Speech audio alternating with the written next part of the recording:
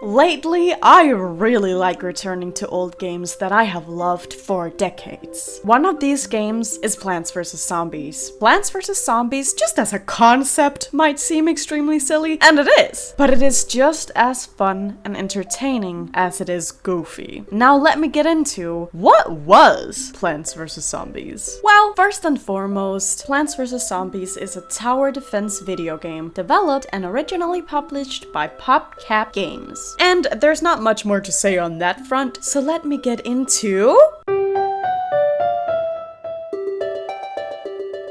In Plants vs. Zombies, players place different types of plants and fungi, each with their own unique offensive or defensive capabilities, around a house in order to stop a horde of zombies from reaching their house. The player field is divided into 5 to 6 horizontal lanes, and with rare exceptions, a zombie will only move towards the player's house along one lane. The main exception is if it has bitten a garlic, causing it to move to the other lane, but whatever, that's besides the point. You can't just plant freely, planting costs sun, which can be granted for free, a bit slowly during the daytime levels, and by planting certain plants or fungi, this being the sunflowers, at least in the daytime levels. Most plants can only attack or defend against zombies in the lane that they're planted in. In later levels, however, players can purchase upgrades with different offensive and defensive abilities. The game uses several different level types and layouts. The game starts out in a front yard and progresses to nighttime levels, where the gameplay is more challenging without any replenishing sun because, well, it's nighttime, unless specific plants are used, of course. Other levels feature the backyard with a pool added. The next level are nighttime pool levels,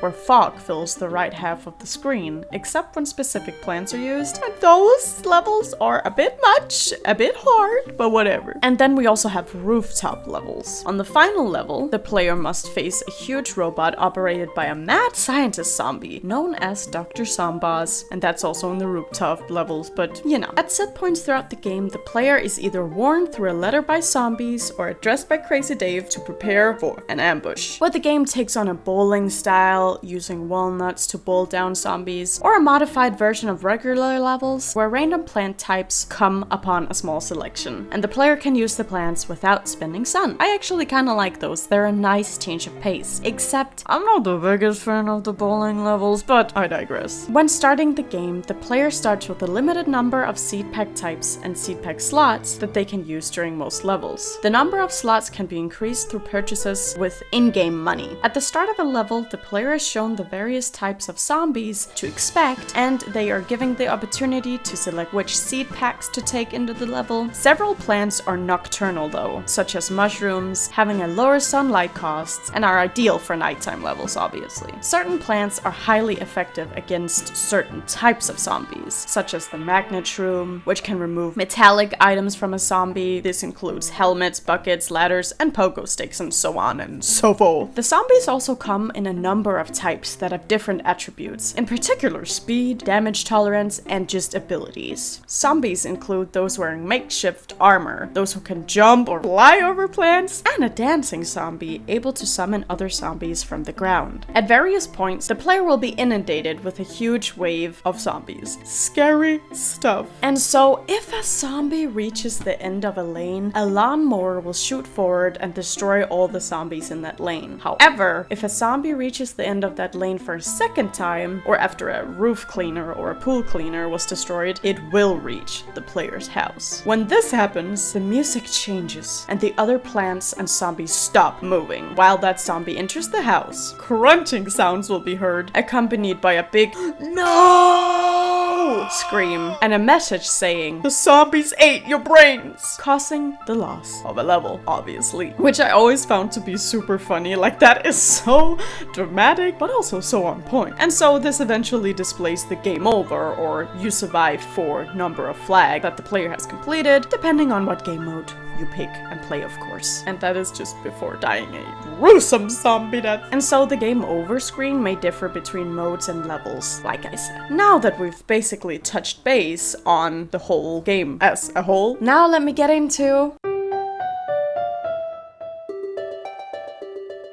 The soundtrack for Plants vs. Zombies was composed by Lara Shigehara. It borrows elements from the pop music genre as well as console chiptunes. Before the inception of Plants vs. Zombies, director George Flan asked Laura if she would like to compose the music for his next title, after following her for some years. She accepted, owing to his creativity. Shigehara described the music as macabre, yet goofy. Shigehara also composed and performed the music video shown during the credits of the game, titled Zombies on Your Lawn. And now, this song unironically slaps. The minute I heard the do-do-do-do-do-do, I am just so excited. I'm just almost yelling, "Sunflower! 1, 2, 3! There's a zombie on your lawn!" I have it on several of my playlists, especially Halloween-themed ones for obvious reasons. So yeah, but Zombies on Your Lawn is of course not the only song that appears in the game. There will be several different little melodies throughout all levels. They're quite good as well in my opinion, and really does get you in the mood to defend your damn lawn. They have this dramatic clock sound sometimes that I really enjoy. Now I am alert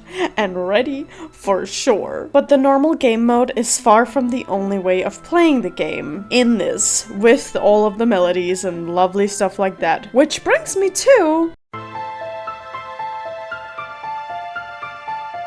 There are 2 different puzzles in this category that are quite amazing and entertaining, if you ask me. First of all, there's the vase game, a game where you bonk vases and both zombies and plants will appear. And you have to try to plan how you'll go about it strategically, as you really have no idea what zombies will appear or which plants, where, and it can get super chaotic. That's kind of what's fun about it. But I high-key already want to move on because my favorite by far out of the 2 puzzles is iZombie. This puzzle game might be like 60% of my playtime in the game in newer times, because girl, it is so fun. As you can maybe guess from the title, you are now the zombies and you have to work your way through some hella strong plants, if I do say so myself. Do any of y'all feel the same way? When I play, those corn boys sure as hell do not produce as much butter in my games as they do in iZombie.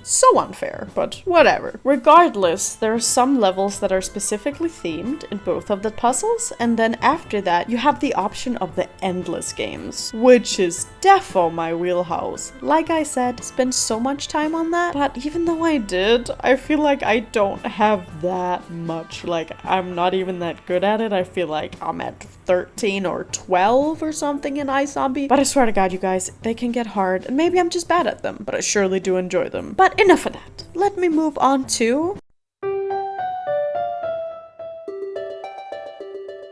So, survival is pretty much exactly what it sounds like as well. You have to survive for some rounds of flags, in specific, the levels you have already been through. This can be a fun challenge, and perhaps even gives the player an incentive to try different strategies. Although, I personally tend to use and do what works. It can be a fun thing though. However, I find the endless survival super frustrating because it gets quite difficult as you go on. So like, the zombies just ruin my perfect layout and it pisses me off. But of course, that's the name of the game and I highly encourage you try it. And I would love to know how many flags you can survive for or how many rounds you can survive for, because I don't think I've survived for that many, because like I said, I just get frustrated. But survival is fun and you can do it in each of the layouts. So that's daytime, nighttime, fog, pool, I guess, that's what I meant, and roof, of course. So that is of course fun and you really do survive. They are also put into hard and easy, except it doesn't say easy, it just says survival. But then there's hard ones, which they are that extra challenge, but it is also fun. So I do recommend you try that as well, obviously. Even though it's hard, whatever, we also like it sometimes. And last, but definitely not least, comes The minigames are so much fun. Not every one of the minigames are created equal though. I definitely remember getting super frustrated by the bobsled bonanza thing and the ones where the zombies have the plant heads. I was just like, what am I really supposed to do here? Like, they're so strong and I don't even really know what to do. But I love the fact that you get to fight the zom boss anytime that you want and call them like you see them. I absolutely adored for a long time. I remember going back to that one all the time. The like gambling slot one I also enjoy a lot, and there are just so many honorable mentions in the minigames one. And I find myself going back and trying to get even better at them all the time. And they really do, at least some of them, come with a very big challenge. Like some of them I have really grit my teeth, but I feel like I have through the years figured out how to master them. Sometimes you just have to think outside the box and not only, speaking to myself mostly here, going for strong pea shooters and fire. You know, you can also do other things than that, but it's a good wombo combo, like get out of my hair. But they are just so much fun. And in the minigames, I would argue that the Zen Garden is also somewhat of a minigame. The Zen Garden is a place where you can collect the plants and just take care of them, play them some lovely music, and collect all of them really, which is such a fun little detail. This was also one of my favorite parts growing up playing Plants vs. Zombies, or watching my siblings play it at least. I just thought it was so fun to see which plant I had gotten now. Is it a squash? Like, what is it? Please tell me now. And then of course the Tree of Wisdom also gives you some fun little tidbits. Yeah, just so much fun within this little game.